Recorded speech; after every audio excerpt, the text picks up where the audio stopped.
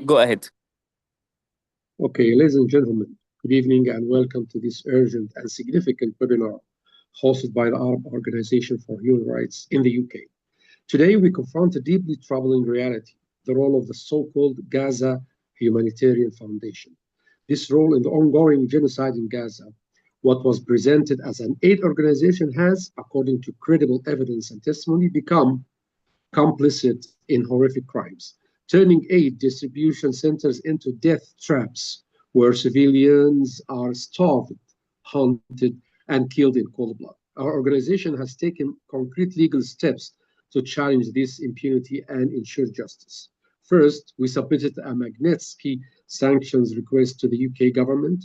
Second, a parallel sanctions request to the European Union. Third, a criminal complaint to the Armenian Prosecutor General, targeting David Papazian, an Armenian national and key figure in the foundation. And lastly, a formal complaint to the International Criminal Court calling for accountability in the context of genocide and crimes against humanity.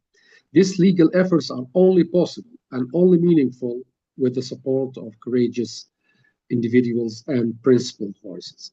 We are honored to be joined today by a distinguished panel of speakers whose insight, experience, and testimony are vital to this fight for justice. Our speakers today include Mrs. Francesca Albanese, United Nations Special Rapporteur on the situation of human rights in the Palestinian territories occupied since 1967, and Anthony Aguilar, former contractor with the Gaza Humanitarian Foundation, who will provide a rare and powerful eyewitness account from inside the organization. And we have Chris Smalls, American activist and organizer, recently returned from the Handala humanitarian mission. Dr. James Smith, British doctor who worked at Al-Aqsa Martyrs Hospital in Gaza. Professor Stephen Zunes, renowned scholar for international security and foreign policy at the University of San Francisco. And also we have Dr. Junaid Sultan, recently returned from Gaza with first-hand knowledge of humanitarian crisis. In addition to Aliza Kotsolieri, American activist and communications director at Partners for Palestine, and lastly, Mr. Mohammed Jamil, director of the Arab Organization of Human Rights in the UK. We are grateful actually for having this distinguished panel of speakers today, and to serve the cause of truth, justice, and accountability in a time when Gaza's civilians are facing extermination through the most inhumane means. Above all, starvation and execution of the desperate in aid lines. We have a format today for each speaker to speak from 5 to 7 minutes, and later we have time for some comments by the speakers on what the other speakers said. Without further ado, let's give the floor to Mrs. Francesca Albanese to start with, and we can continue with the other speaker. Mrs. Francesca. Hello. Hello, everyone. Good afternoon. I would like to thank the Arab Organization for Human Rights in the UK for convening this timely discussion. My comments will be brief and will be twofold concerning the Gaza Humanitarian Foundation. Before even seeing it operational at work, I have deeply and profoundly contested the very essence of this organization, because it shouldn't be there. It shouldn't be operational. It shouldn't be active in a situation of emergency where a number of actors who are legitimately and with a track record, a proven record of capacity to deliver aid and relief have been dismantled. In that place, Israel shouldn't be operating. This is the first Francesca, I think we cannot hear you very well, Francesca. Israel Hello? nor the United States have any action to the United Nations should be delivering multilateral or non-organizations who have been operating in the Gaza was needed. This hear me? Francesca? Can you hear me? Yes, now can I you hear me? But at the beginning the line was not stable, so okay, we can hear you now. Go ahead. Yeah, sorry, I don't know why. I might have a bad connection. Please let me know. It's fine now. If we can repeat. Okay, I removed the video. So I was saying I've been contesting the very existence of the Gaza Humanitarian Foundation since the very beginning for two main reasons. First of all, there is a network of multilateral entities connected to the United Nations and a panoply of actors, non-governmental actors who have the legitimacy and capacity and track record of operating in situation of hostilities, of situation of disaster, whatever. Even if we didn't consider the specificity of Gaza, there is a multilateral sector that doesn't need Israel and the US to do what they're doing, to set up an ad hoc body to deliver aid. So on the one hand, Israel, with the support of the of the United States and others, have incapacitated UNRWA from functioning, and then they have replaced it with something that is completely against anything that is inspired by humanitarian action, meaning the principle of humanity, the principle of independence, neutrality, and no harm. The second thing is, after looking at how the Gaza Humanitarian Foundation has operated over more than 3 months now, killing more than 1,200 people, while claiming to distribute food, it's clear that this entity, on the paper, without even looking, I mean, I'm really glad to hear from Anthony Aguilar, because he's been critical in bringing inside knowledge as a witness himself. But looking at it from outside, it's clear that in 3 months, this entity has gained a track record of a death trap rather than a humanitarian organization. And it operates more like a joint criminal endeavor than a humanitarian organization. And this is why in the discussions, it shouldn't even be contemplated any role for the Gaza Humanitarian Foundation. And this is where I blame member states who pretend to be in dialogue with Israel for the distribution of food, when Israel is the state that today is accused of using starvation as a weapon of war, which is abysmal. Meaning, even if what this crime means is that starvation cannot be used even against enemies. You cannot starve your enemies. But here, starvation is not just used against Hamas or whomever Israel is pretending to fight in Gaza, in the occupied Palestinian territory. Today, starvation is being used as a genocidal tool. Starvation is yet another tool for advancing the genocide of the Palestinian people in Gaza, to convince them to leave voluntarily what remains of Gaza. And this is a reason why I do believe that sooner rather than later, there should be a judicial proceeding against the JHF and its executives. Thank you.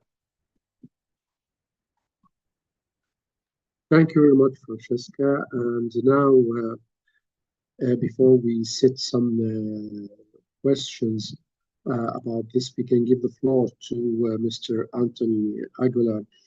and I think has a lot to tell us about what's happening in Gaza. Please, Mr. Aguilar. Okay. Hello, everyone.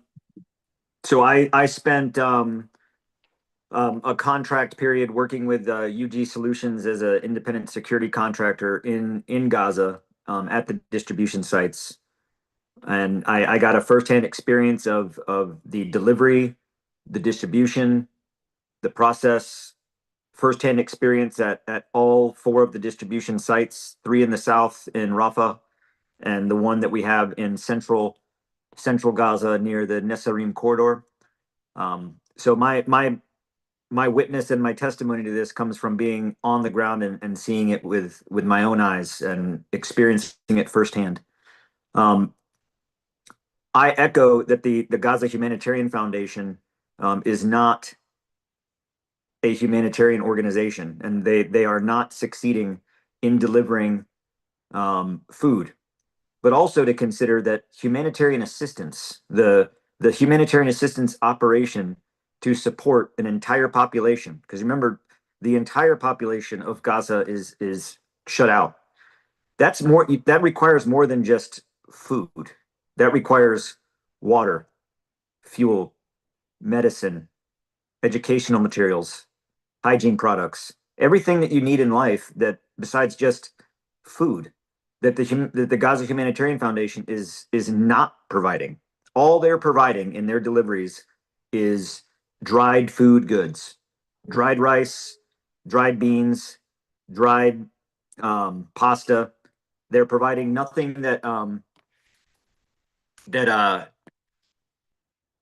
is needed in terms of everything in daily life.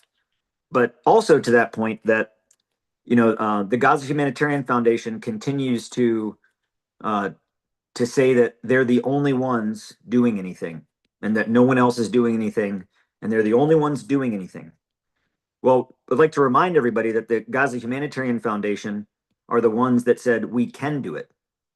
When the United Nations was shut out and the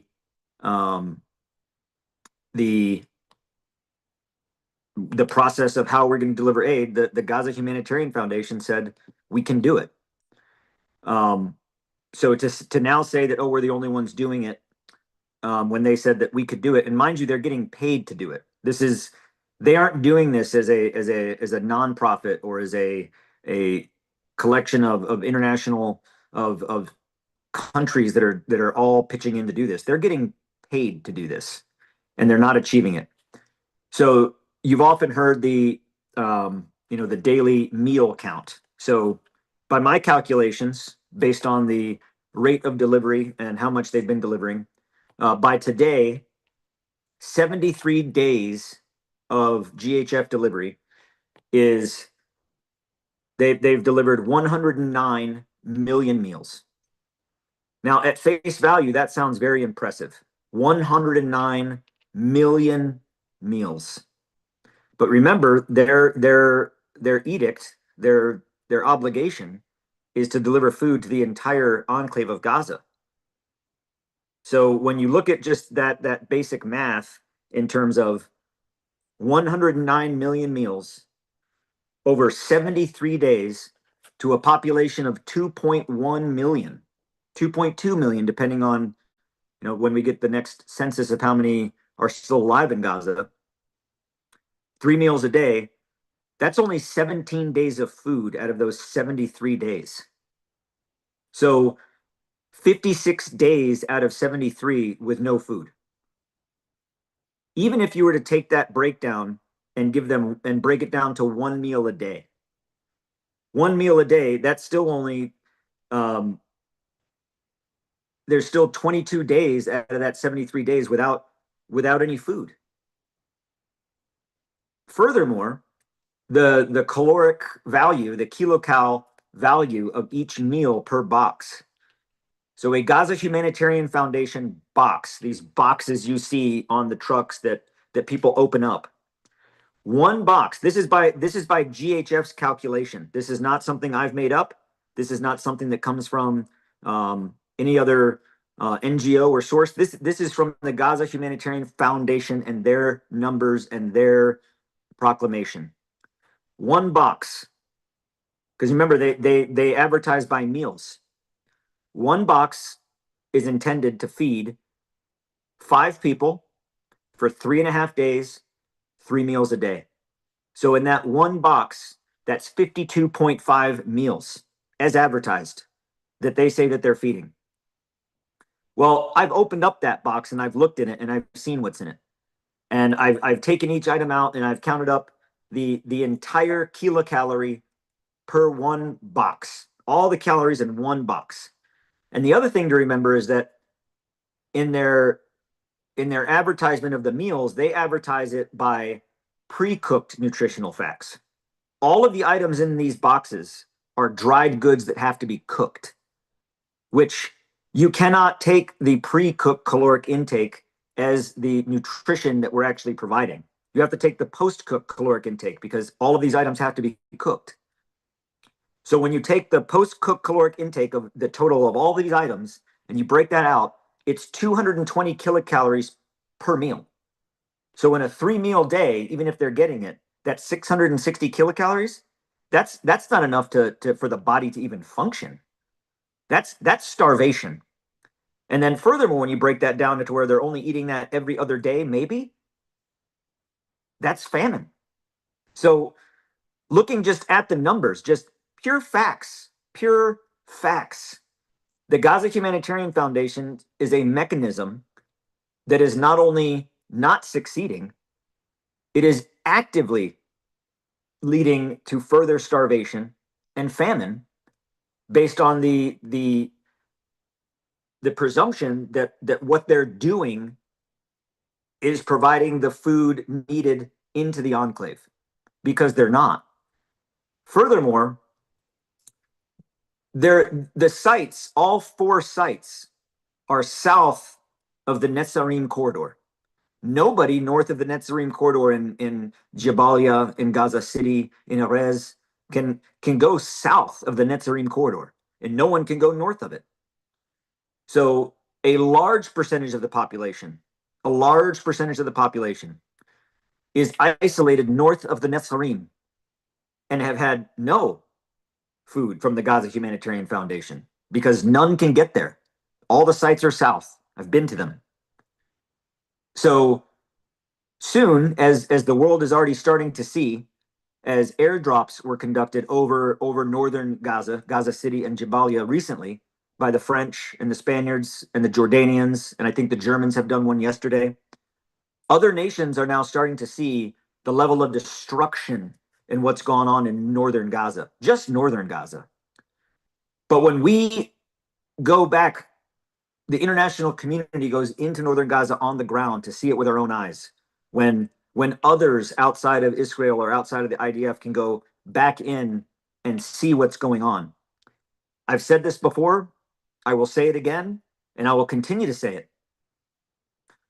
On that day, it will bring the world to its knees in seeing the level of destruction, famine, starvation. It will bring the world to its knees. It will be one of the most wretched humanitarian disasters that the world has seen in modern life, in our lifetimes. And that day is coming. And if we don't collectively, as an international community, this isn't just on Israel to fix. This isn't just on the United States to fix.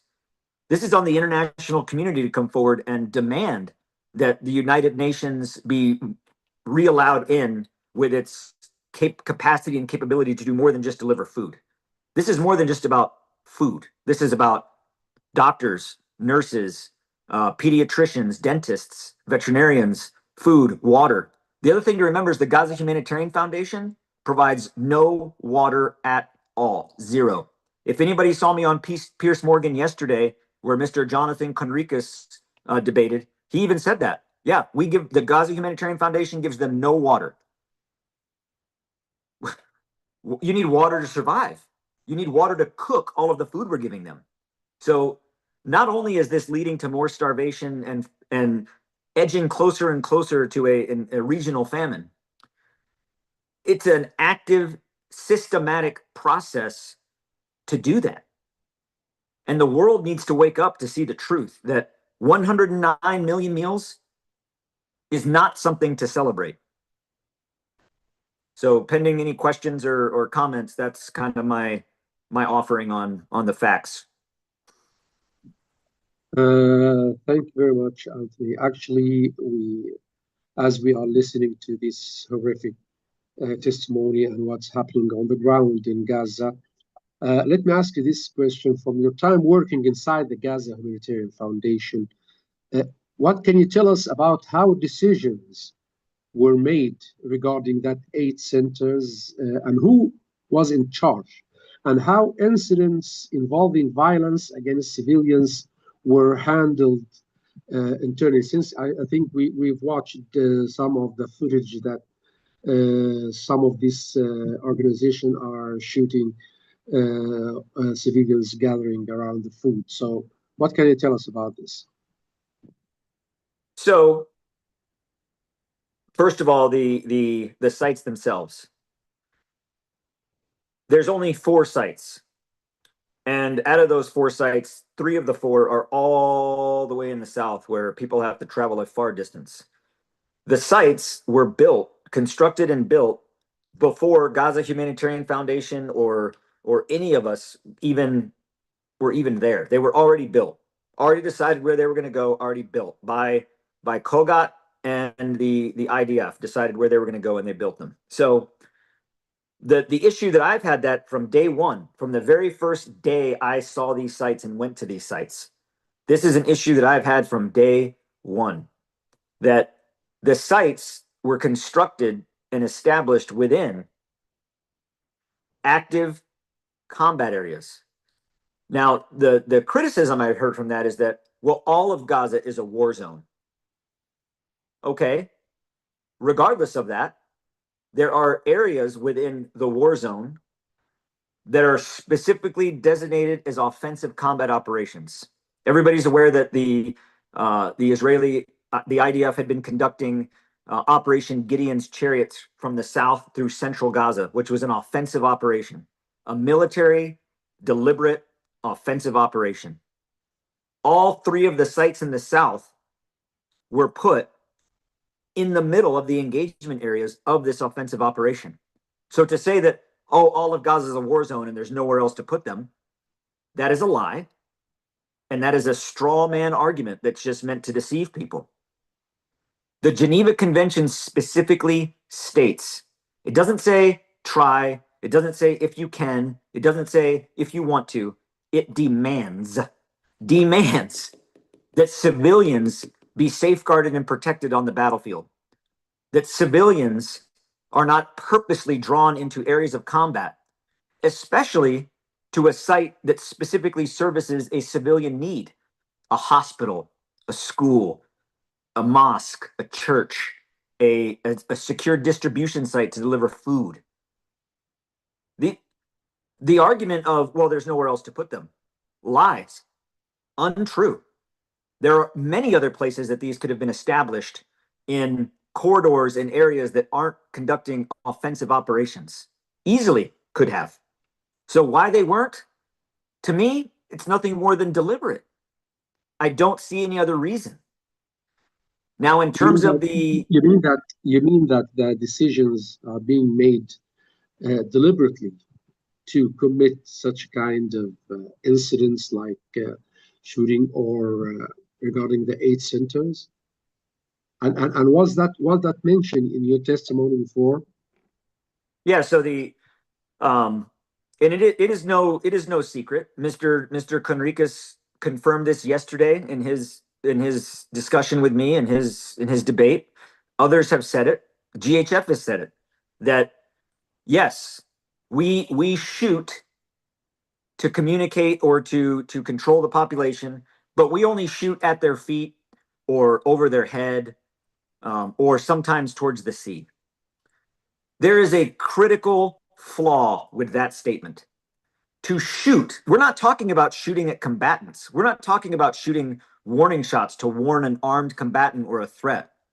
We're talking about an unarmed civilian population consisting of women and children. Targeting them in any means whatsoever, whether you're shooting at their feet or over their head, doesn't matter. You cannot do that. But also the argument of, oh, well, sometimes we shoot warning shots out towards the sea. The entire coastal corridor along the sea of the Mediterranean in Gaza daily has hundreds of thousands of people along it because it's the only way that a Palestinian can travel from the north to the south to either one, get to these sites or move anywhere within central Gaza. To move anywhere within central Gaza, to get to a hospital, to get to a distribution site, to get to a refugee or an displaced persons camp. You have to travel to the coastal road and you have to travel south along that route. So at any given time, there are hundreds of thousands of unarmed, innocent civilians moving that UG Solutions and the IDF are just firing warning shots out towards the sea. Where do you think those bullets land? And So these people who were shooting or committing these incidents, they were not handled internally or questioned. They don't see a problem with it. There's nothing from their perspective, there's nothing to handle because they don't see a problem with it.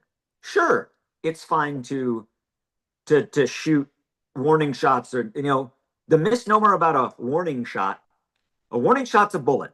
It comes out of a gun and it can kill you just the same. There's no such thing as a warning shot.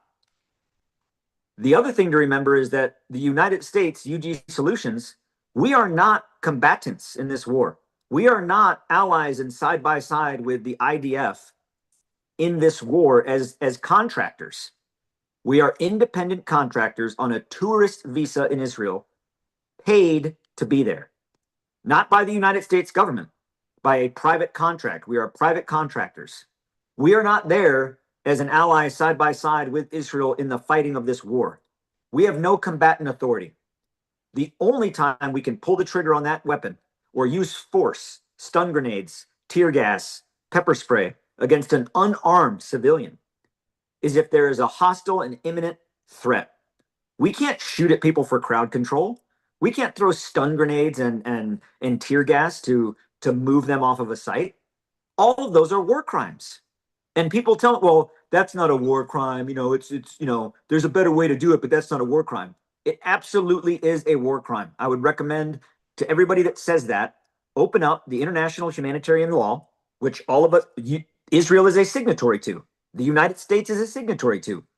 Open it up and go to the core principles of humanitarian law in the conduct of warfare, which are the protocols of the Geneva Convention, and go to the fourth protocol and read about the obligation to safeguard and protect civilians on the battlefield.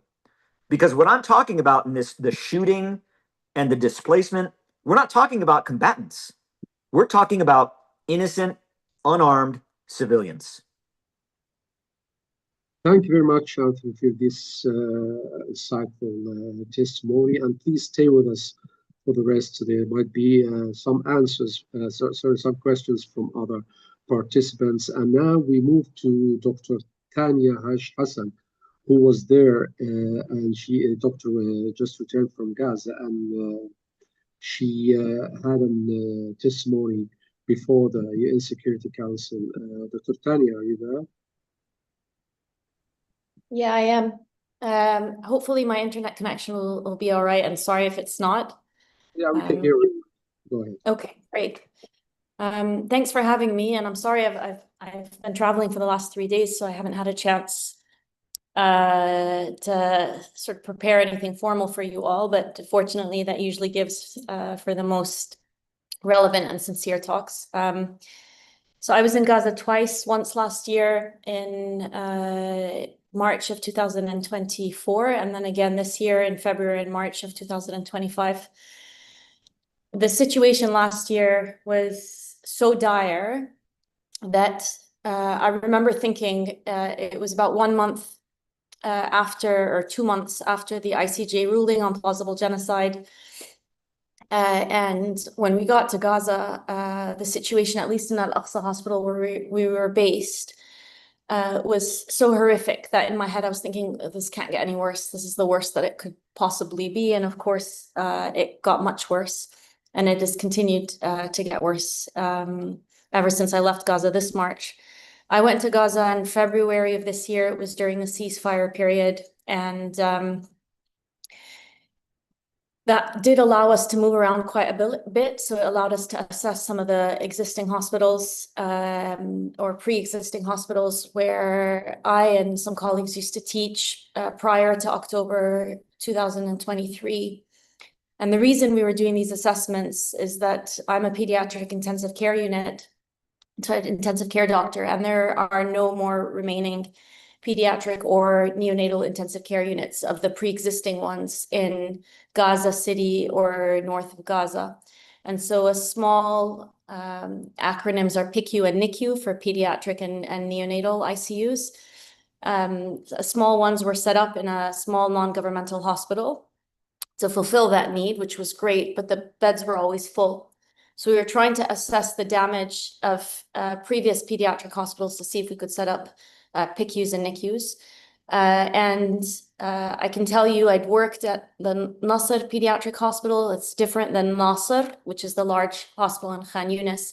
There was a pediatric hospital, the oldest pediatric hospital in Palestine, I believe. Nasser Hospital was completely destroyed. It's rubble. The TC Hospital was predominantly destroyed, and all the essential equipment was destroyed, including things like the oxygen generator, electricity generators, etc. They'd repaired what they could, and they got the ground floor up and running again for basic services. But TC provided all of the pediatric subspecialty services to the population in Gaza. So everything from pulmonology, endocrinology, renal medicine. They even provided all the cancer care for blood cancers in children, so things like leukemia and lymphoma. They had just finished the state-of-the-art pediatric oncology center for those blood cancers. I had visited the hospital only a few years prior, once this unit was opened. The unit was destroyed. Most of the hospital had been destroyed, and there was Hebrew graffiti over the walls and evidence of very clear intentional destruction of the medical equipment in that hospital, including like gunshot holes into the motherboard of essential equipment. The fluoroscopy machine cables had been cut, things like that. So those were the two main pediatric hospitals. Then there was Al Durra that was forcibly evacuated. And as you know, Kamal Adwan Hospital had a pediatric intensive care unit as well, and was completely destroyed. The footage from that hospital demonstrates sort of serial destruction of every unit. The pediatric and neonatal intensive care units this isn't just collateral damage from a nearby explosion. You know, these are units that have been completely destroyed. So in that, and I should also mention that Antisi was used as a military base by the Israeli military. So what does that do to all those services for children in Gaza? Subspecialty services no longer had a home. Children with diseases that require subspecialty care. So I'll give you a few examples. There were over 100 or around 100 known cystic fibrosis cases. That was the prevalence in Gaza prior to October 2023. When I was in Gaza, they only accounted for 10 of them. We don't know where the other 90 are. Are they dead? Are they alive? If they're alive, where are they receiving care? They're clearly not. So just the subspecialists who cared for them could no longer account for them. And that applies across pediatric chronic illnesses that existed prior to October 2023. But now you have all these new diseases that are emerging amongst children, you know, children that would have been diagnosed newly. Where are they receiving services? And the same applies to adults with chronic diseases. I speak about children not because they're more important, but because that is my subspecialty. The adults are equally neglected in their care. I'll give you the example of cancer care. The Turkish Friendship Hospital, which is the only specialty cancer hospital in Gaza, was used as a military base by the Israeli military. It was subsequently completely flattened and destroyed for no reason. It wasn't a fighting zone. They withdrew and they, I'm not sure if it was detonated or bombed from above, but it was completely destroyed. They moved cancer, the Palestinian healthcare workers moved cancer services several times once they had to evacuate Turkish Friendship Hospital, including to the European Gaza Hospital. That meant that there was a period of many months with no chemotherapy given whatsoever to Gaza's cancer population. The European Gaza Hospital was subsequently bombed several times, forcibly evacuated, and cancer services again had no home and ultimately moved to Nasser Hospital. But they're using outdated equipment that doesn't allow, equipment that's not appropriate and safe for the disposal and preparation of chemotherapy drugs. I'm giving you these very specific examples because I know often when I'm asked to speak, the snippets that are taken out of my talk are the very gruesome aspects of what I dealt with in pediatric care. Children who were involved in blast injuries with very severe wounds, colleagues of mine who've lost their families, and I can speak very briefly about both of those things. Yes, these things are horrific and they make everybody pause, but there's a slow death that's happening through several means. I spoke just now of chronic illnesses, but there are new illnesses that are emerging. There's an outbreak at the moment of something called acute flaccid paralysis in children where they go paralyzed.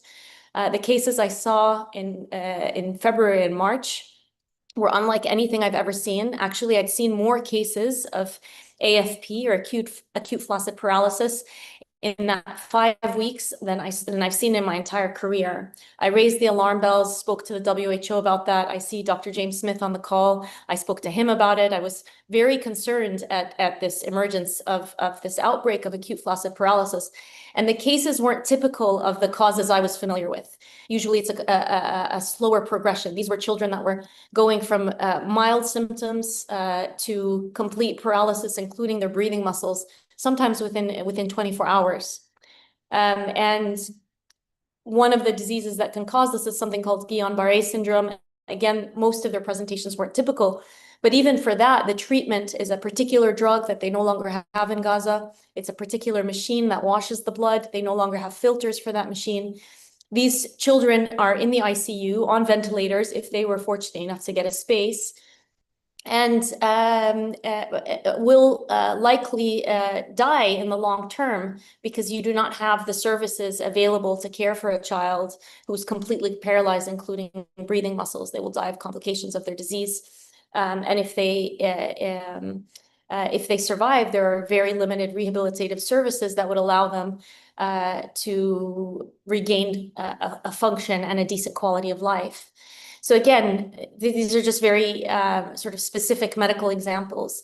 In terms of trauma, I mean, this is, I'm actually in Sudan right now. I've worked in other conflict areas before. This is the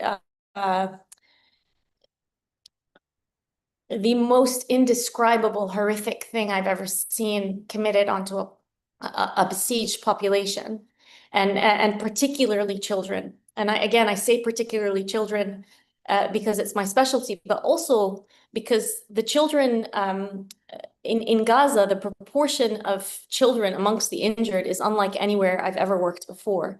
Normally in a war zone, you have 80–90% of the casualties are young men.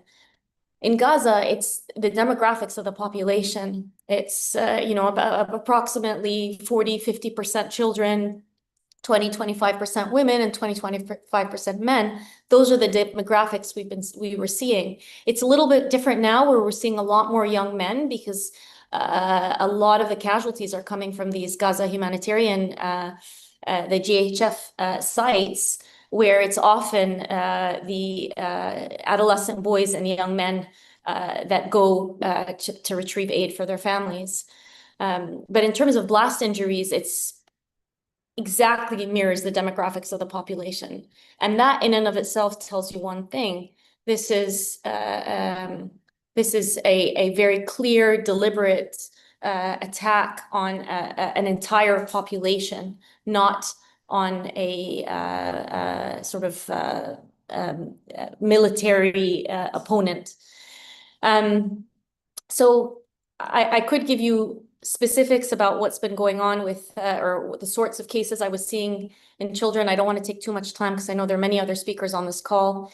But I will tell you that I left Gaza with a pediatric intensive care unit that was filled with maimed children who had lost most of their family, and with very complex injuries that will require extensive rehabilitation that's just not available in Gaza and is just not possible right now. My colleagues have lost multiple family members. In fact, if you give me 1 second, I'd like to read a message from you from one of my colleagues working in a pediatric ICU, who messaged me to tell me that his family was hit yesterday. Several members of his family were killed. His daughter lost her leg. She is a dental student, and he was begging me to try and help him evacuate her. And his words were, her mental, I'm sorry, I'm just translating on the fly here. My daughter's mental status is very difficult. I want to give her hope for tomorrow, especially because she's studying medicine. I don't want her to lose her determination or what's the word, like keenness in her studies. You understand, of course.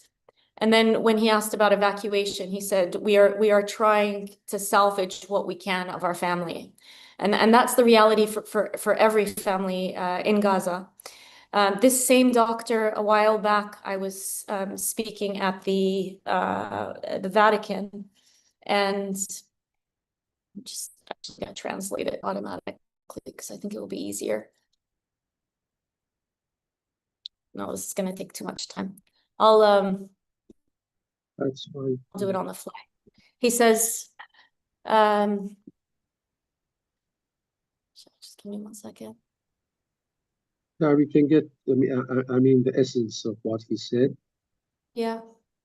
He says, tell them that there are people here that deserve life, that people are awaiting death in any moment. Tell them that we're living on a hope that there'll be justice in this lifetime. Tell them that there are مبدعين, there are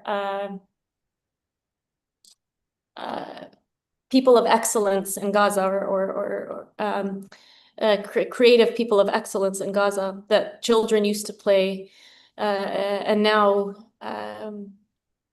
homes have been destroyed, staff are exhausted. Tell them that childhood here is being exterminated for no crime. Thank you very much. Thank you very much, Doctor. Yes. Dr. Tanya, can you hear me? Yes, I hear you. Yeah, thank you very much for your comments. And now we move to Mr. Mohammed Jamil, the Arab Organization for Human Rights in the UK chairman, and because he has some comments to make and announcements regarding the crimes committed by Gaza Humanitarian Foundation. Mr. Jamil, you have the floor. Thank you very much. Good evening, our esteemed guests. I have some comments. In fact, the ongoing genocide in Gaza need a lot of work. We do our best. We do the minimum to break this terrible silence in the world. Recently, we wrote to Hague Group to call the United Nations Assembly, General Assembly for a meeting. There is an open session in its 10th emergency. Just need a state to apply for this call to have a meeting. Indeed, this session gathered in light of United for Peace resolution, when there is a situation threat the security and peace in the world, and the Security Council can't take these measures, the General Assembly, according to United for Peace resolution, replace the Security Council and can take these measures.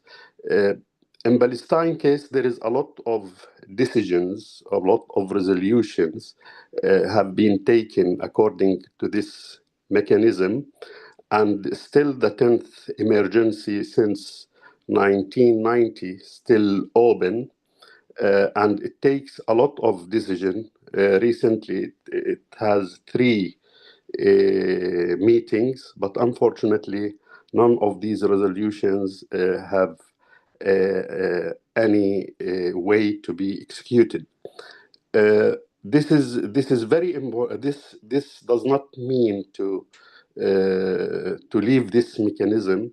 We have to pressure this mechanism because we haven't any other venues, any other peaceful tools. This is international tool, can make a lot of pressure. Unfortunately, because there is no political will, because America is support Israel, because Israel classified now as an entity above the law, all the resolutions, everything we see, because happened because of that. No one can put an end to these atrocities. I remind you with resolutions have been taken many times in many cases by General Assembly when Security Council couldn't take these measures in 1956 when the triple Britain, France, Israel attacked Egypt. Everyone know this incident. On that time, Eisenhower, I think, was the president. Brezhnev was the leader of the Soviet Union. He threatened to enter the war. Immediately, Eisenhower go to the General Assembly because in the Security Council there was a veto from France and Britain, the 2 states who are participate in the attack on Egypt. In this General Assembly, they took decision to intervene military. They send the troops. Britain and France forced to take their forces and end the attack on Egypt. So we need a power to lead. If there is a serious move through the General Assembly to avoid the veto in the Security Council, this will be brilliant. But unfortunately, the Arabs, the Muslim regimes, Arab regimes, don't move. They can ask superpower like China, Russia, to come and execute the resolutions of the General Assembly. We don't want military intervention like 1956.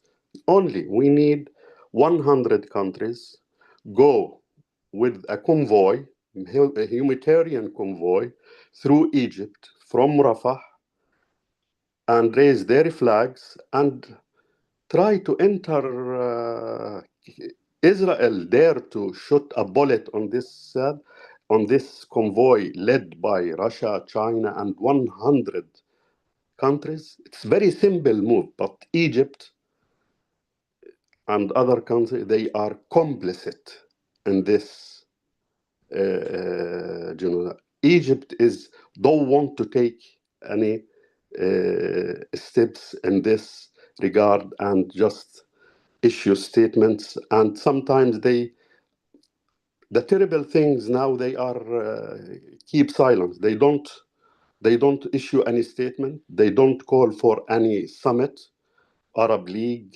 Islamic cooperation, whatever.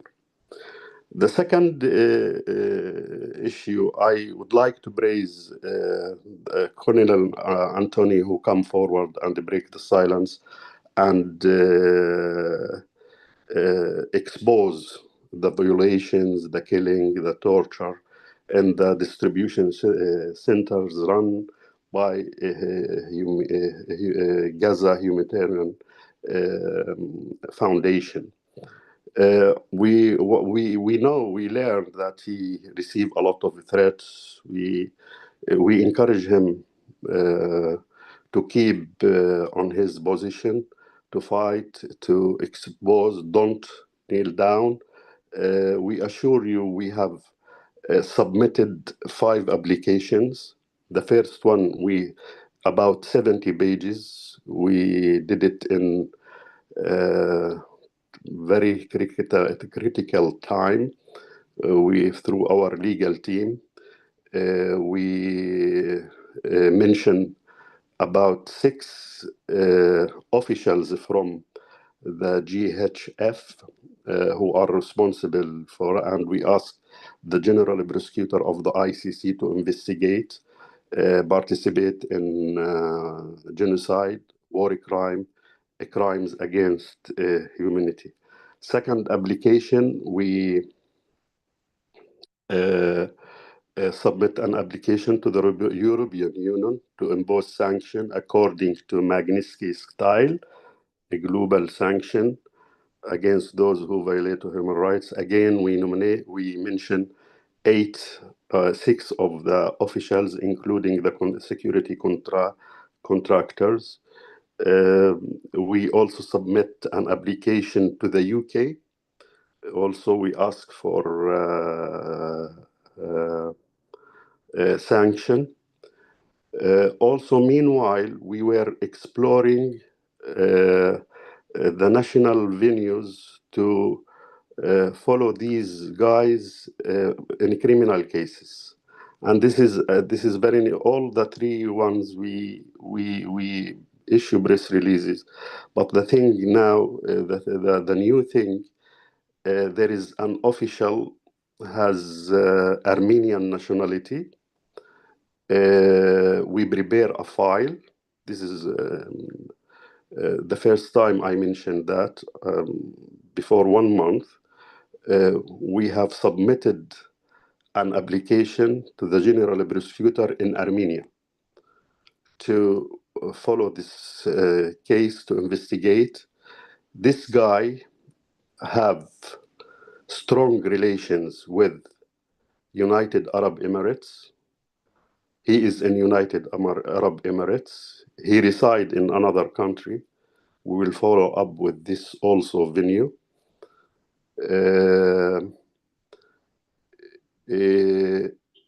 He is totally complicit in this, in these crimes committed, and his name mentioned in the registration document in Switzerland, also in America. He is one of the leaders of the foundation. I don't know if Anthony, the colonel, know about him. We would love if he know about these guys, because we will follow up until the end. We'll not scare, we'll not step back. We will fight. We will fight. This is the only thing we can do. People lose their lives. For me, I'm not ready to lose my humanity. I reach a point that I will lose my humanity, because every day I watch and I can't do anything. I stand up. I told myself, do your best, be the voice for these voiceless people, and in the end of the day, there will be a solution. There will be an end to this tragedy. There will be an accountability. This is my belief. So we'll follow up with General Prosecutor in Armenia. We receive from many political parties there good indications.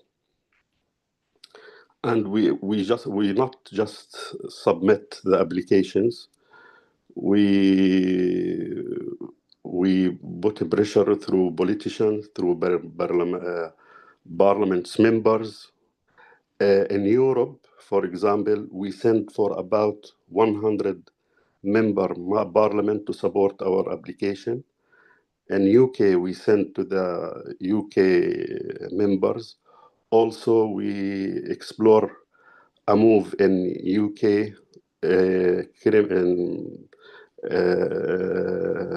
criminal case against someone in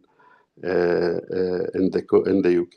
We hope we will succeed, and we explore other venues, and we call anyone have any venue, any idea, come forward with this idea, who can help us. We are ready to cooperate. As I said, this is the only thing we can do. This is unprecedented atrocities, unprecedented crimes. Animals in the jungles don't do that. In history, I read about many wars, about savages, about many things happen, but like this, I didn't read. I didn't. Thank you very much, and we will keep going. And many thanks for our guests. Many thanks for your comments. Thank you very much. Thank you very much, Mr. Thank you, Nader. Thank you very much for this insightful thoughts, and also for your efforts to help this issue. And just we ask everybody just to stay with us through the webinar so that he might have some questions from other participants. And now we move to Mr. Chris Smalls, American activist and organizer, recently returned from the Handala Humanitarian Mission. Mr. Chris. Hey, how you doing, everybody? I'm going to have to stay off camera because I'm on the move, and Okay. yeah. But I hope you guys can hear me. We can hear very well. All right. Thank you so much for having me. I really appreciate the opportunity. I'll keep it really brief, so we can respect everybody's time. And for those who don't know, my name is Chris Smalls, the founder of the Amazon Labor Union, the first union in American history for Amazon workers. I also was a recent volunteer on this Handala mission, which was mission number 37, to try to break the illegal siege in Israel. I want to give you guys a really good breakdown of what happened as we tried to deliver this humanitarian aid. Sorry for interruption. I mean, do you want to have some time more so that you can join us through the camera? Well, I can't, unfortunately, because I have other obligations with other interviewers today, so I can only stay on the video at the moment. So no worries, go ahead. Yeah, I'm sorry about that. So yeah, I mean, for those who don't know what happened, haven't heard about what happened to me, I was brutally assaulted as the only Black American on board the Handala.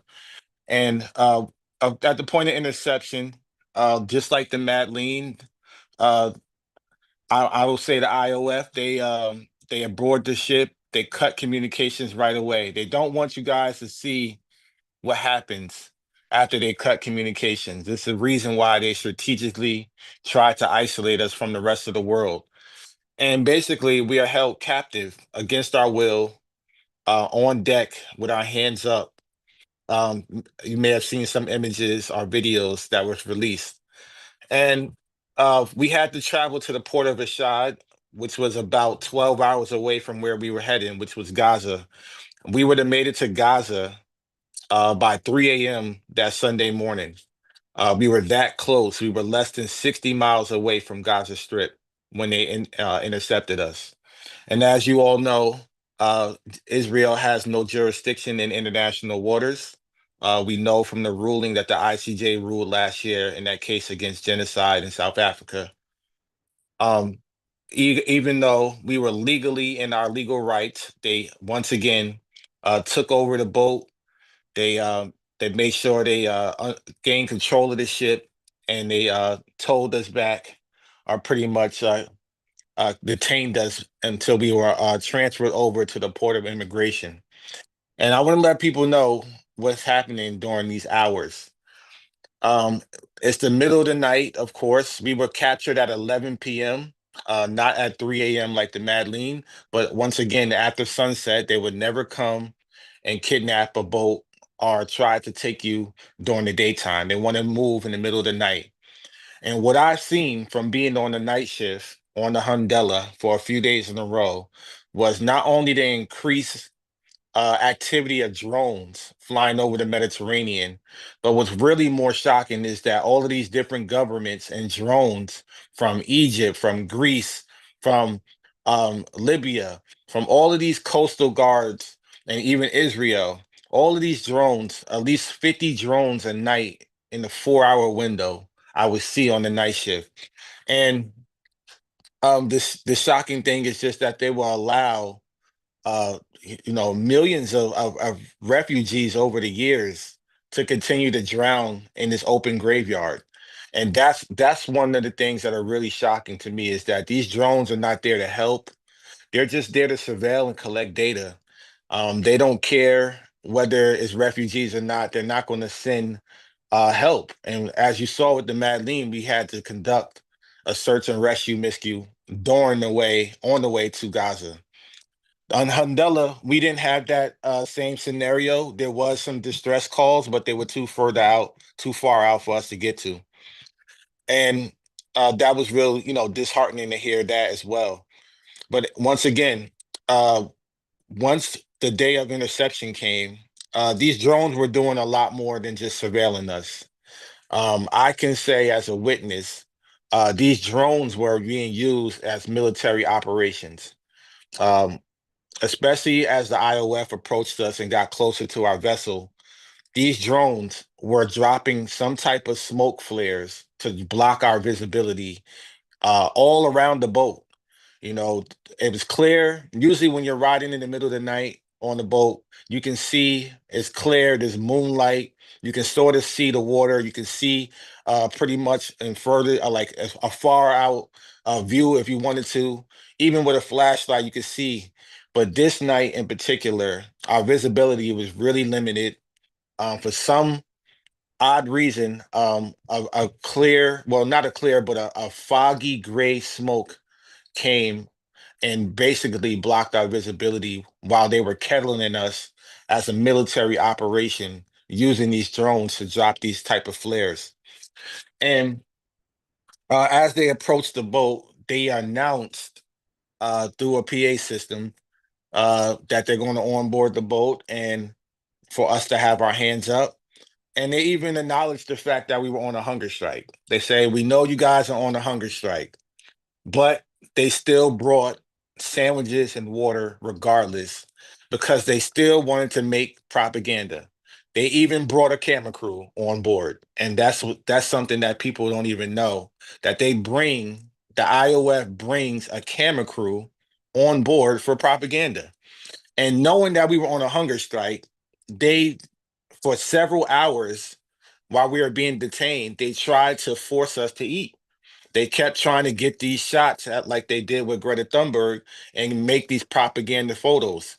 And we all were tired, exhausted. We already started our hunger strike hours before. And we're really upset that they're trying to do this. And we're telling them that we do not want any food. Finally, they gave up on that. And one thing that really shocks me about this whole situation is that the average commando for this unit, this is a killing machine unit, by the way. Unit 13 are the ones who snipe children, who unplug incubators. These are killing machines. The most shocking thing is that physically, I was probably still bigger and taller than most of them, if not all of them. These were young adults. These are kids. They were 20, the average age might have been 20, 21 years old. And that was the most shocking thing that I've ever experienced, is that I'm looking at these people and these killing machines, and I'm saying these are college kids, average college kid that you'll see out and about anywhere. And they're brainwashed and they think that they're doing something notable. And I said, wow, this is insane. This is beyond what I ever could imagine. And they have all these military equipment, they have all these weapons and guns and technology. And as an American citizen, all I could think about in my head is that we're paying for all of this stuff. We're paying for all of these weapons and technology that they're using to stop this Handala from delivering medical supplies, baby formula, baby food, and stuffed animals. What a shame. And we rode with them for about 12 hours. We were delivered in the morning. They called us off the boat one by different countries. They left the Americans for last. It was 7 of us. We made up 1/3 of the crew. Um, I was one of the last to get off. And immediately, as they transferred it over to the Port of Immigration authorities, they had a camera crew waiting at the docks to take pictures as we're getting off. So we started leading chants, chants about the Handela, chants in Bella Ciao, and screaming out "Free Palestine" from the top of our lungs. And the whole time they're recording this. They have camera crews there. And if you guys don't know, it's kind of amazing how we saw so many photos of propaganda with the Mad Lean, but with this mission in particular, there's hardly been any photos from Israel that's been posted yet till this day. For some reason, and I know the real reason, is because what happened next is that I was attacked by 7 authorities, thrown to the ground, they put their knee in my back, they twisted my arms behind my back. 3 men on each side levitated me while one of the authorities was pulling my hair and grabbing my chains and choking me to the point where I couldn't breathe. They did this several times, and then they separated me from the rest of the crew. They took me into a separate room. They threw me against the wall. And while they were doing this, they were yelling out some racist remarks saying that they're not my brother, they're the furthest thing from my brother. And you see, and of course, it was something that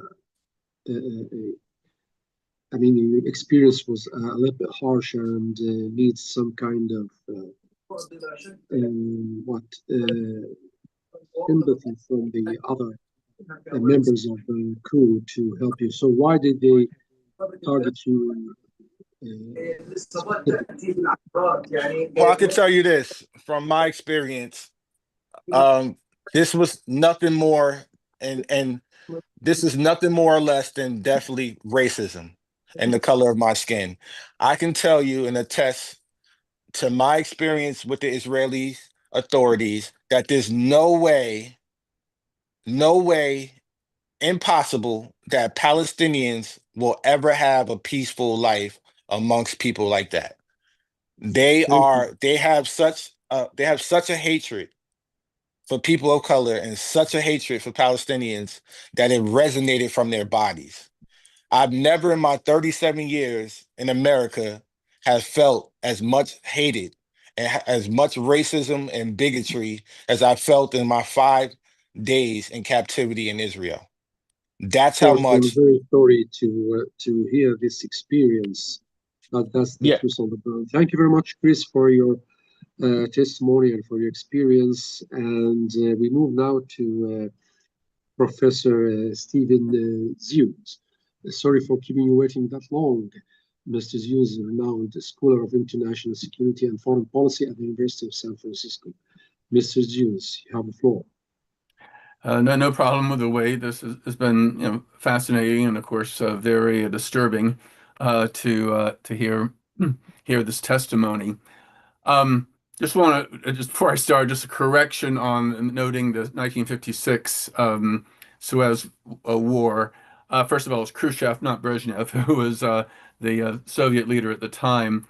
But the the General Assembly did not pass a United for Peace resolution there that would have, brought in troops. So they did that for the Korean War a few years earlier. What forced an end to the war and an Israeli withdrawal, despite the British and French veto, was that President Eisenhower put enormous pressure on Israel to withdraw. Now let's remember that France and Britain, Israel are three of America's closest allies.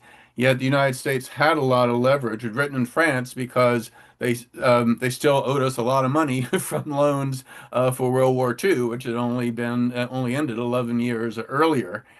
And even though the United States was not giving a lot of aid to Israel at that point, Eisenhower, said he was going to remove the tax-exempt status of the Jewish National Fund, which raised enormous amount of money from American Jews to support Israel if they did not withdraw. And but I think the underlying point is that the United States does have the leverage to stop this. This is not a tail wagging the dog situation. The United States really has the power. We have seen how not just Eisenhower, but Nixon, Carter, Reagan, the first President Bush, Obama, have all used the threat of withholding financial or military support for Israel to force Israel to withdraw or to agree to a ceasefire or other methods. Now, I should also mention I like the idea of a multinational force moving in and trying to force the issue. And I would support the General Assembly doing United for Peace things. I was just correcting some of the history there. I'm in no way disagreeing with, I think, this very, very important idea. But even that might not be necessary if the U.S. was willing to apply the pressure. Now, unlike many of the other speakers, most of the other speakers, they do not have firsthand knowledge of the situation. I've just been following media reports, but I do want to talk briefly about the broader political implications, particularly here in the United States. Now, this is I should mention that this is not the only ongoing genocide, which includes mass starvation. We look at Sudan, we look at the Rohingya in Burma, and this is not historically the first genocide directly supported by the United States, with in some cases acquiescence from other Western countries that also involve mass starvation. We look at Bangladesh in 1971. We look at Guatemala in the early 1980s. We look at East Timor in the 24 years of Indonesian occupation. So again, this is not simply about AIPAC or other Zionist pressure. This is just yet another example of Western imperialism and its willingness to support genocide against people of color. The difference is that these other genocides were not well known at the time. And this is. I mean, there's no denying, there's no covering up. People can even see it on their telephones. So it is even more inexcusable than the others, both ongoing and historical. And of course, the direct complicity of the United States. We don't support the Myanmar regime. We do not, support either party in Sudan. Though someone could argue that UAE is, supporting the RSF, and the countries that therefore arm the UAE are maybe, may have some moral legal responsibility. But by and large, it's nothing like the support, of course, the United States is giving towards Israel, not just in terms of military aid, but in terms of the UN vetoes and the like. What has shifted is that I mean, on the one hand, one can say, is children starving to death any worse than children being blown to bits by bombs? But for whatever reason, the starvation has the famine that Israel, with U.S. support, and through and the atrocities and propaganda from the so-called Gaza Humanitarian Foundation has caused a major shift here in the United States. We're getting front page coverage in mainstream media of civilian casualties to an unprecedented degree. We're having Western leaders, even Trump, acknowledging, that Israel is causing a famine. For the first time ever, a majority of Democrats in Congress voted to restrict some military aid to Israel. The Republicans are the majority, so that they were not able to stop it. But this is a really important threshold for those of us who followed U.S. politics in regard to Israel-Palestine for decades. We're seeing, all these pro-Israel politicians and pundits criticizing Israel, for the first time. Now, we can of course say it's too little, too late. I mean, that's true, of course. But we need all the allies we can, and this it does mark a real shift. There's even a bill that's been introduced in Congress to end U.S. funding for the Gaza Humanitarian Foundation. So again, this debate is finally reaching the mainstream. Now, the shift may be less moral than it is tactical. I mean, I think a lot of Democrats are getting nervous that the left wing of the party is not just being critical of what Israel is doing in Gaza, but is starting to question Zionism itself. And it is not, and I think the party leaders going after Netanyahu, I think may be a way of trying to stop anti-Israel attitudes from becoming more mainstream and becoming a litmus test for next year's midterm congressional elections and the 2028 presidential primaries. And, I think one of the risks is, this is all Netanyahu, this is all Netanyahu, and putting aside the fact that obviously is much more than that, and these policies are supported by a majority of Israelis, even those who may not like Netanyahu. But the fact that some elected Democrats are running scared is that for the first time, these Democratic politicians are more scared of their constituents than they are of AIPAC. And that, yes, AIPAC certainly has power, certainly has influence. They've certainly created a climate of intimidation on Capitol Hill. But you can say that about a lot of powerful, lobbying groups in the United States. The reason that the Democrats have been willing to fold in facing AIPAC as opposed to, say, the National Rifle Association or powerful business interests that are anti-environmental or some of the others, is that they get pressure from their constituents. And what we're seeing for the first time also is, especially as the scenes of starvation become more and more obvious, is that mainstream liberal groups, mainstream progressive groups, peace groups that were previously wanted to avoid Israel-Palestine are finally speaking up and finally saying this is unacceptable. And this really does count a shift.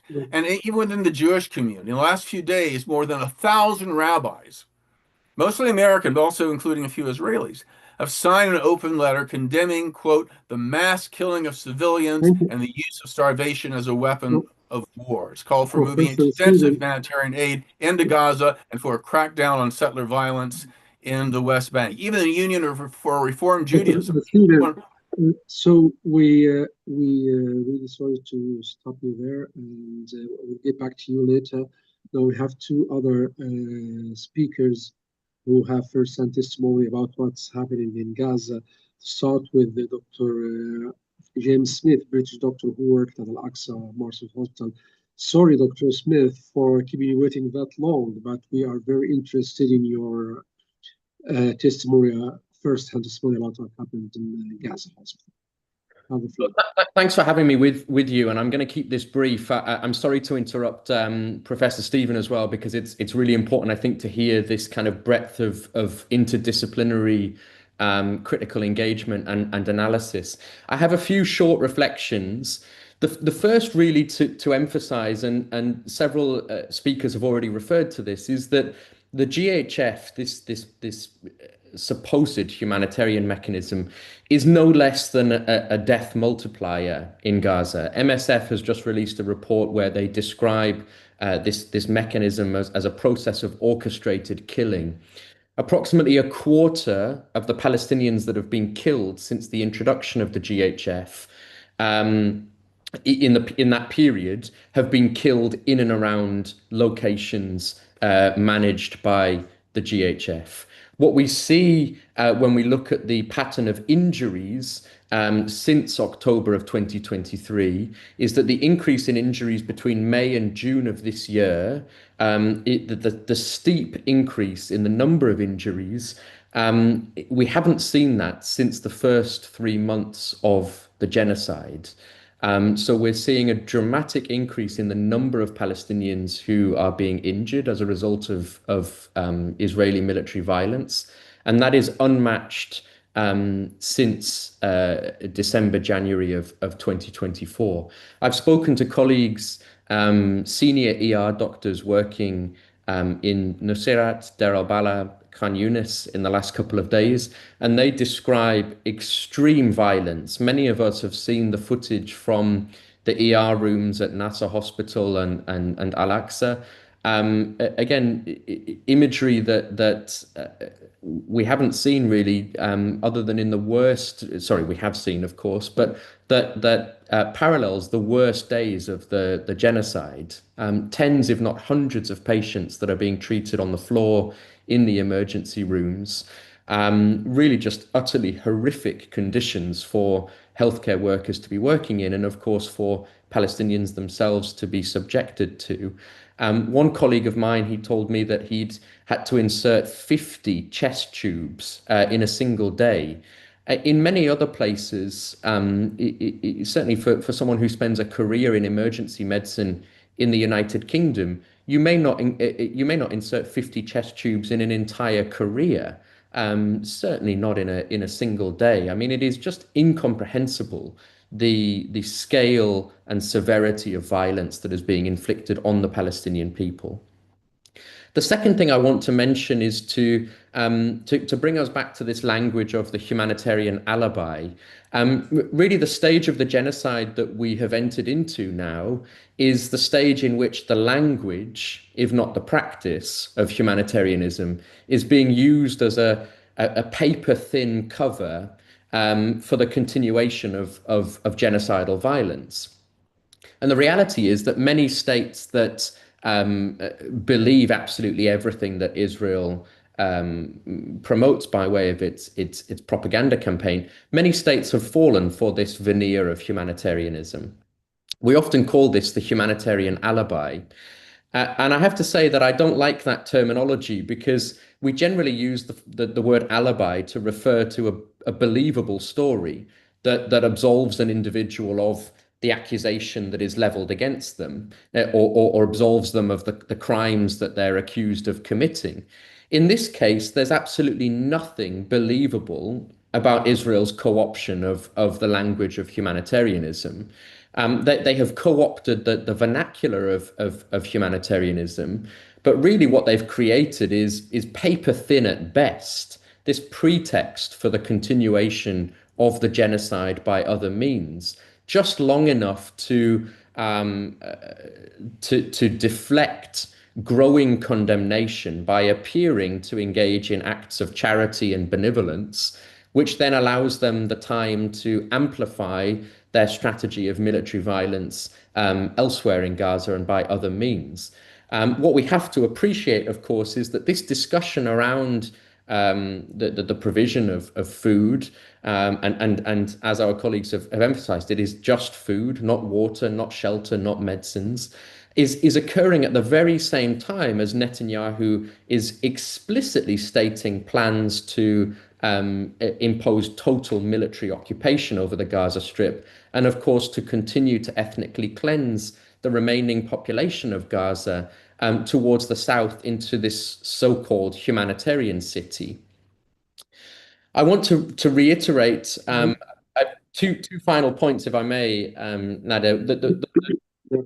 The penultimate point is to really reiterate that by the GHF's own admission, its strategy is inadequate. And Anthony has already emphasized this, that the number of meals and the calorific content of those meals is inadequate. In the recent IPC report, they say exactly the same thing. If I may just quote very quickly, food aid shipments have been highly inadequate, and our analysis, the IPC analysis, of the food packages supplied by the GHF shows that their distribution plan would lead to mass starvation, even if it was able to function without the appalling levels of violence that have been reported. So even if it functioned to the greatest extent possible, it would still lead to mass starvation. And this brings me to my final point, which is that the GHF is functioning exactly as it was intended to function. This is a damage and death multiplier, and it is being used to enact population transfer by creating the conditions, the coercive conditions that require that people choose between either staying in place, staying in their homes, or displacing towards the south in the hope that they can find food and water that will allow them to survive from one day to the next. And that is, of course, along with many other of Israeli actions, a war crime under international law. I'll stop there. Thank you very much. Thank you, James. Thank you very much. And now we move to the last speaker today, Dr. Junaid Sultan. Doctor recently returned from Gaza as well with first-hand knowledge of the humanitarian crisis. Dr. Sultan, sorry as well to keep you waiting for that long, but we really need to hear your testimony. Please go ahead. Thank you so much, Nader, and thank you for, first of all, giving me an opportunity and be part of such a respectable panel. Most of my colleagues, all of you have touched most of the important topics, so I will keep it very brief and give my summary.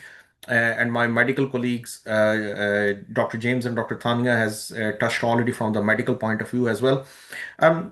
I would just like to start with the fact that it is my personal opinion, but I feel like that this genocide is not only different that it is a live telecast even on our telephone and we are literally witnessing second by second of it, but I feel like that we all agree and we have pretty much touched on the subject that this is one of the few very unique genocides that which are a man-made mess intentionally in a concentration camp where the population of Gaza is purely dependent on the hands of the oppressors, where like there is no other authority which can basically do anything or make anything kind of to make any or situation better.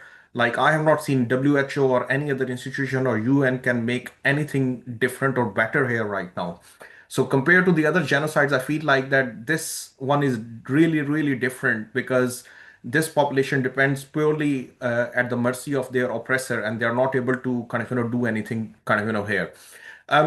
So in terms of, because this topic today is on the starvation, so I just want to keep it very brief, and I want to touch the last subject that the starvation, which is kind of really man-made and which is really one of the tools to practically kind of commit genocide, is the key role in this part of the stage of the genocide right now, because we know the different factors like mass displacement, destruction of the medical institutes, use of the war,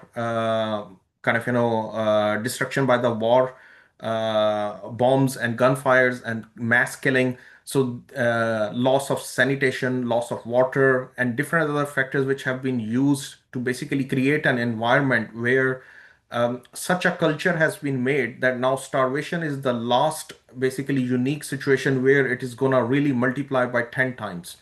So right now the population of Gaza is the most vulnerable, where they are immunocompromised, they have no reserves, psychologically they have come to their really tethering point. And now at this point, when the starvation is being forced at such a massive scale, this is really the tipping point.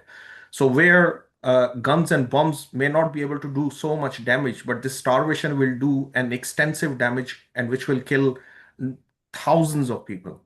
And the way whole situation has been created where the medical facilities are really struggling and they are not able to even cope with to struggle with kind of day-to-day needs, where such a huge population with starving, they will not be able to basically even give them any space to basically deal with that. So this is a situation where even if now I think so it is coming to the point that where it may become irreversible and the damage will be so extensive and huge and catastrophic that we will lose thousands of people because of that. So it's very important that where UN needs to do some urgent step, and where I think so the implication of the Article 42, and they need to basically ask the peace force to open the humanitarian corridor and deliver this aid as soon as possible. So thank you so much. Thank you. Thank you very much, Dr. Junaid, for your input. And so we think all speakers, distinguished ones, have already made their inputs. And now we go back to wrap up with Anthony Aguilar. Anthony, are you there? Anthony Aguilar. Yes, I'm here. Thank you for staying with us that long. And I actually have last two questions for you. And if our distinguished guests have questions as well after that, I have first specific question. As far as you know, were there any external parties, Israel international security related, involved or directly coordinating with the foundation's officials? Do you mean in terms of like the IDF or COGAT, or? Yeah, I mean they have something like coordination. They know what they're doing. They are facilitating, or yeah, I mean taking part of the activities. Yeah, so the COGAT is the one giving the pretty much gives the orders. What I would call in terms of the Gaza Humanitarian Foundation does not plan or determine any aspect of the delivery and distribution. We get told what to do. We get told from COGAT through the IDF COGAT liaison officers from Southern Command that are in the control center with the GHF personnel. We get told to us what time we're going to deliver, what sites we're going to deliver, how much aid we will deliver, when we will deliver it. If the aid has to stop, we get told that it stops. If the aid gets canceled, we get told that it's canceled. There's been numerous occasions where we had distribution or delivery and distribution planned and scheduled based on the directives we were given. Let's just say to secure distribution site number 2, for example, that's in the southern Rafah, southern Khan Yunis, southern western Rafah area, and we messaging to the population that distribution will be at 5 a.m. and then we don't show up and we don't distribute, and people have walked many kilometers to get there. And of course, when you have thousands of people that are queuing up to a site with the promise of being given food and then they're not, there's that just causes more panic and consternation, and really you're baiting people in a way that's really unethical. And the justification that's given, which I understand the justification, but it goes to further prove the point that I've made. They'll say, well, we had to cancel it because we have a combat operation going on and we don't want to put the Palestinians at risk. Okay, that's exactly why you do not build humanitarian aid distribution sites in active offensive combat areas. That's a clear example of why you don't do that. So every justification for the things that are done seems to reiterate a point that all of us are making in terms of but yes, the IDF, COGAT and the IDF are directly involved in the distribution and the delivery. GHF is just the mechanism to do it, so it's done through a humanitarian organization. Which I've said this before, I'll say it again, that the Gaza Humanitarian Foundation is not a foundation. They are not focused on humanitarian goals, and they don't care about Gaza.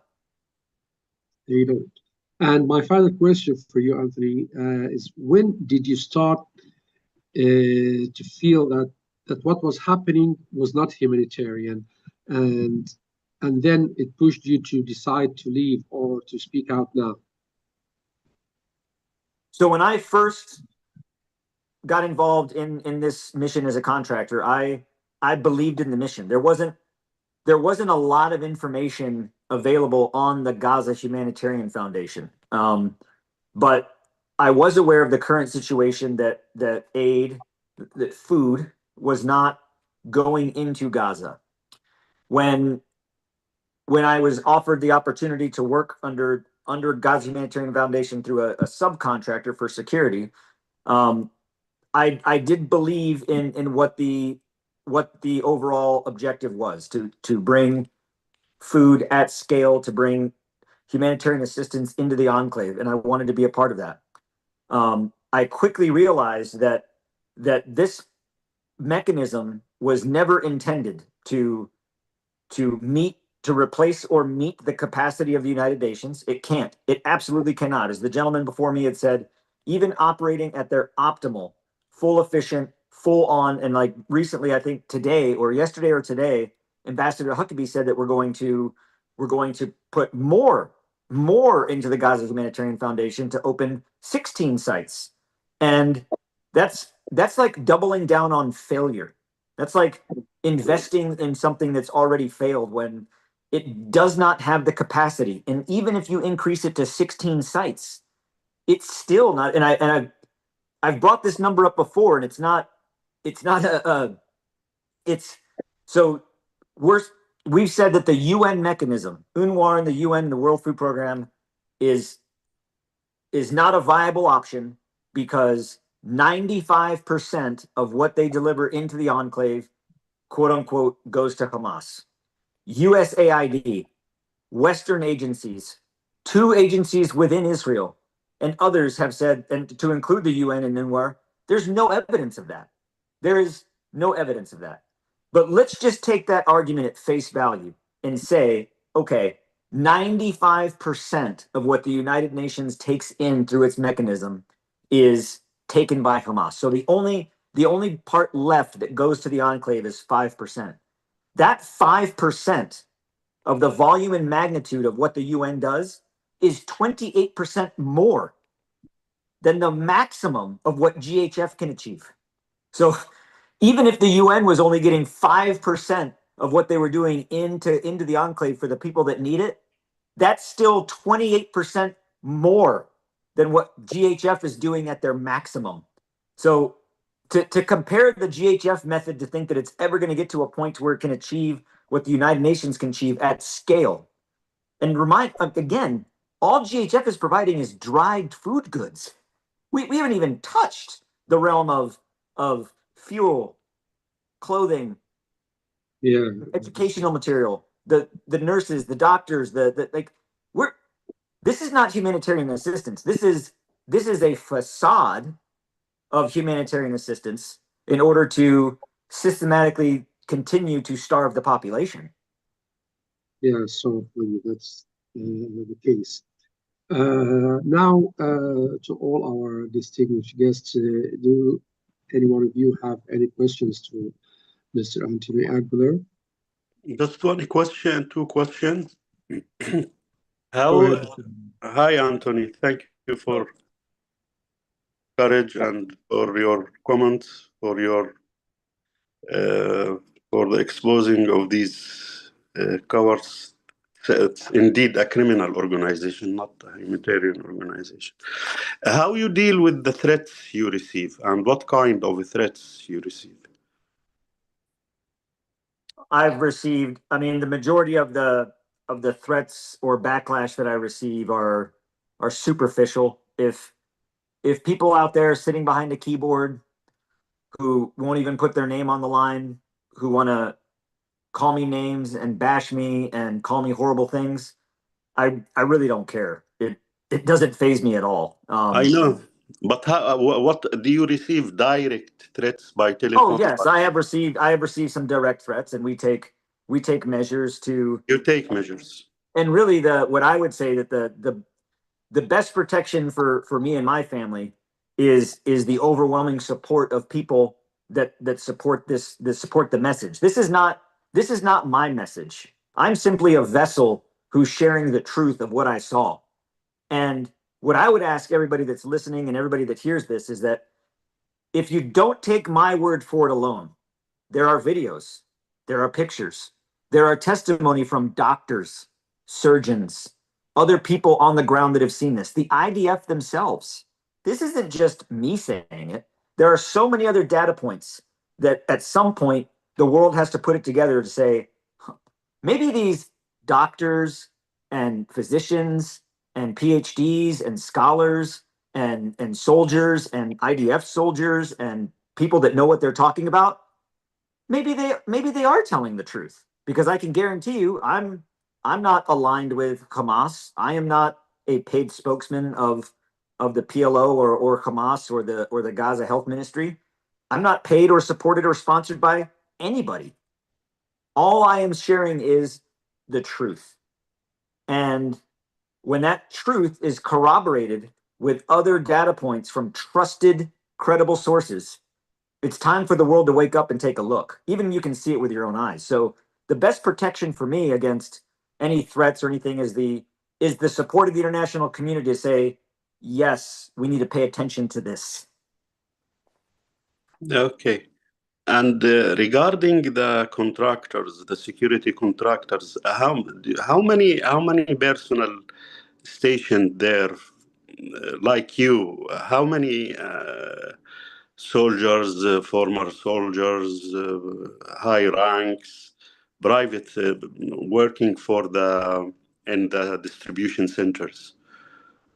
I don't know the total number because large number, or it's a large number. I just don't know, but I also know that they have 4 sites, and with those 4 sites, they hardly could hire enough people to do 4.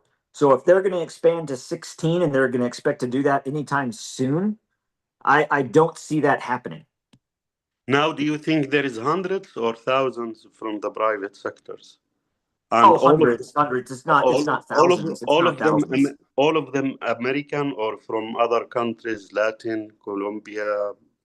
Well, so under UG Solutions, the UG Solutions part, the subcontract that I worked for, it's nearly all Americans with the exception of maybe 1 or 2 expats or dual citizens. But the other companies underneath Safe Reach Solutions, I'm not sure what their breakdown is, but I think that in some cases there are some of the truck drivers that drive some of the delivery trucks. I think some of them may be from other nations, but I can't confirm that. I didn't work for Arkel or Safe Reach Solutions or really even for GHF directly. I was a subcontractor under UG Solutions specifically. So anything outside of that, I can't really say with certainty. Okay, the contractors who provide the foundation or this criminal organization with the goods, with the so-called the bag, they come from the Israel or from Egypt, because there is an Egypt company called run by a figure working with the Egyptian regime, Al-Arjani, if you know him. This company has a bad reputation. They take millions from Gazans. When the Rafah border was opened, they charge 4,000, 5,000 beer head. Do you have information that the goods come from this company or other companies who supply these? They need a supplier. on the end of the day too. Yes, I was not able to ascertain who is the supplier, but to your point, when I first arrived there, everything seemed very opaque. There wasn't a lot of transparency in terms of how the funding was being done, where the aid was being come from. And I had asked, like, hey, when the aid is brought in and it's stored at Karim Shalom, Yes. where is that coming from? From Egypt, I think Egypt. Well, I don't know, because I'm sure some of it might, but I also personally saw that some of it comes into the port of Ashdod. So where it came into Ashdod, I don't know where it came from, but I'm sure that Egypt and others are contributing to that. I know that the GHF humanitarian aid. There is no GHF. GHF isn't a thing. GHF is not a real company. It's just a shell, and there is no GFH branded aid. All GHF does is take the aid from other providers, put it in their box, and put a GHF sticker on it, and that becomes GHF aid. So, where it's coming from, I can't say that with certainty, but I'm certain somebody can figure that out. Yeah. My point is, in the absence of the United Nations agencies, the whole thing is about profits, trading in the agony, in the blood of the people. This is horrific. Well, the Safe Reach Solutions and UG Solutions are for-profit companies. That is a fact. They are for-profit. They are businesses, and it was expressed to me once, and very clearly, because I had asked, why are we not providing them any water? How are we not providing water? One, you need water to survive, but two, all of the food that we're giving them, you cannot make it without water. So we're giving them food that they can't prepare without water, and we're not giving them water. How are we feeding them? How is that humanitarian? And I was told that, well, if we deliver water, because of the weight of water, we can only put so many pallets of water on one truck. So to get the equivalent of one truck of water, we could do 3 trucks of food, and it would be too expensive to do that much water. So what drives things? Cost and profit. So when you have a mechanism like the Gaza Humanitarian Foundation, whose process is driven by the bottom dollar, that's not humanitarian. That's profit. So in my opinion, humanitarian assistance cannot be properly executed at the end of the barrel of a gun, or through a company that is seeking profit and bottom line income. Can't. Other than the officials, the American officials who run this criminal organization, did you hear about another officials who are directors in the foundation? So the only individuals that I'm aware of in the Gaza Humanitarian Foundation, in the early days when it first stood up, was an individual named Jake Wood. I don't know him. I'm not familiar with him, but I do know that on the 26th of May, when we began distribution, it was our first day of distribution. Mr. Jake Wood stepped down from the foundation, stating that there was grave concerns with how this would be executed, being able to do it in a humanitarian, ethical way, and he stepped down on the 26th. So the person that replaced him is an individual named Mr. Johnny Moore, again, who I don't know, but from what I've read, doesn't seem to have a background in humanitarian assistance and humanitarian aid. So yeah, that's all I know. Like, in terms of the Gaza Humanitarian Foundation, I, as well as a lot of people, to include the U.S. Congress, know very little. We don't know where their funding is, who their backers are, who their sponsors are, who their investors are. We know none of that, and it really strikes me as concerning is that the United States Department of State gave them $30 million in taxpayers' money to continue to do something that is failing without accountability, without any transparency as to who they are, how they're operating, how they're using the money. It astounds me, and I really don't know why. And I hope that the international community demanding answers, I hope one day we get those answers, because it's really concerning to me how that came together in terms of the ideals of democracy, and we respect, rule of law and rule of the people, and yet we're doing this. Sorry for this question. They pay for salaries on daily basis or monthly basis with the people who work with them. So our salaries were calculated on a daily basis, but we were actually paid every 2 weeks. So calculated daily pay, and then paid every 2 weeks with that daily pay for 2 weeks. Okay. The last question, did you know the fate of the prince? The head of what? The fate of the prince. The fate of the Abdurrahim. Oh, of the fate of Amir? Yes, Amir, the prince. Oh, the prince, the young boy. Yes, yes. I spoke to his mother, and she's been searching for him since the 28th of May, which is when I saw him. I spoke to her, and she had showed me pictures of him, and I showed her pictures that I had of him, and she has not seen him since the 28th, which is the last day I saw him. What I fear is that, because in that area, again, what I've mentioned before is that in southern Gaza and the enclave, south of the Marag corridor, and then from where the Marag corridor is north into southern Khan Yunis and western Rafah, that's all heavy combat. That's heavy fighting. And every day after there's distribution, where thousands of people on foot are walking through the sandy roads and making them very torn up, after the distributions, the IDF will come through with the bulldozers to resurface the roads. And it's my fear that there are many that have been shot and killed near or at the sites that are simply just buried in the rubble. Yeah, they buried them now. There is reports they buried a lot of bodies. Hopefully they can find Amir, but I doubt it. This is a big tragedy. I'm telling you, it's this story moving a lot, millions around the world when you expose this story. It's very tragic. It's very unfortunate. Amir shouldn't be there. Should be in the school, should be playing, should be, And what I want to emphasize to folks is that because I've seen people say things like, "Oh, well, one point he said shukran, another point he said thank you," and that must be made up. And what I've said is, when he came up to us, the gentleman, myself and the gentleman standing next to me, and he held our hand and he kissed our hand and he held it to his forehead. He looked at us and he said shukran in his language, shukran. Yes, yes.